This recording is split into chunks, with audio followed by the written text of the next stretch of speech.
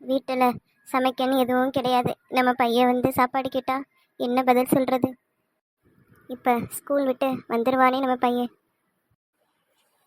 குண்டு பண்ணு குண்டு பண்ணு, என்ன சமைக்காமல் என்ன செஞ்சுக்கிட்டு இருக்க? அத்தை, சமைக்கன்னு வீட்டில் எதுவும் இல்லை அத்தை. உங்கள் மயனோ வேலைக்கும் போக மாட்டேங்கிறாரு. நான் என்ன செய்வேன் அத்தை? அவன் வேலைக்கெல்லாம் எதுவும் போக மாட்டான். நீ தான் எங்களுக்கு சாப்பாடு செஞ்சு கொடுக்கணும். நீ வேலைக்கு போய் கஷ்டப்பட்டு சம்பாரிச்சு எங்களுக்கு வந்து சாப்பாடு போடு. நல்லா திண்டு திண்டு கொளுத்து போய் தானே இருக்க. வேலைக்கு போய் சம்பாரிச்சிட்டு வரதுல உனக்கு என்ன இருக்கு? அத்தை, நான் எங்கேன்னு போய் வேலை தேடுவேன் அத்தை. என் பையனை சின்ன வயசுல இருந்தே ராஜா மாதிரி வளர்த்து வச்சிருக்கேன். அவன் வெயிலில் போய் வேலை செஞ்சு கஷ்டப்பட்டா என் மனசு தாங்காது.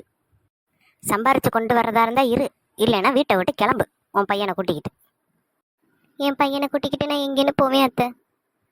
எங்கேயாவது போ, ஆனால் இங்கே இருக்காத நீ. செல்ல மகனே, பாட்டி நம்மளை வீட்டை விட்டு போக சொல்லிட்டாங்கடா. இருந்தா கொடுங்க. நம்ம எங்கேன்னு போறது? இந்த கிழவி நம்மளை வீட்டை விட்டு போக சொல்லிருச்சா? இருங்க, இந்த கிழவியை ஒரு வழி பண்ணிடு. இந்த குட்டி பிசாசுக்கு எவ்வளோ கொழுப்பு! என்ன பார்த்து கிழவின்னு சொல்ற? நீ கிழவி இல்லாம அப்புறம் என்ன மயிலாப்பூர் ராணியா? முடியெல்லாம் நரைச்சு போய் தானே இருக்கு. அப்ப நீ கிழவி தானே.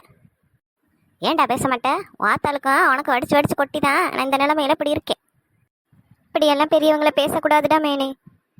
நீங்கள் விடுங்க, இந்த கிழவியை ரெண்டில் ஒன்று பார்த்துட்டு வந்துடுறேன். யாரை பார்த்துட்ட கிழவின்னு சொன்ன? 10 மூட்டையை ஒத்த கையில் தூக்குறவடா என்னைய பார்த்தா கிழவின்னு சொல்கிற? வாமா, இந்த வீட்டில் இனிமேல் ஒரு நிமிஷம் கூட இருக்கக்கூடாது. வாண்டு பயலுக்கு பேச்ச பாரு. போங்க போங்க, எங்கே போய் பொழப்பீங்கன்னு நானும் பார்க்குறேன். அம்மா, நாம் இப்போ எங்கேம்மா போவோம்? பாட்டிக்கிட்ட இப்படியெல்லாம் பேசக்கூடாதுன்னு சொன்னேன், கேட்டியாப்பா? இப்போ பாரு, நம்ம இங்கே வந்து நிற்கிறோம். டவுனுக்கு போய் வேலை ஏதாச்சும் கிடைக்குதான்னு பார்ப்போம்ப்பா.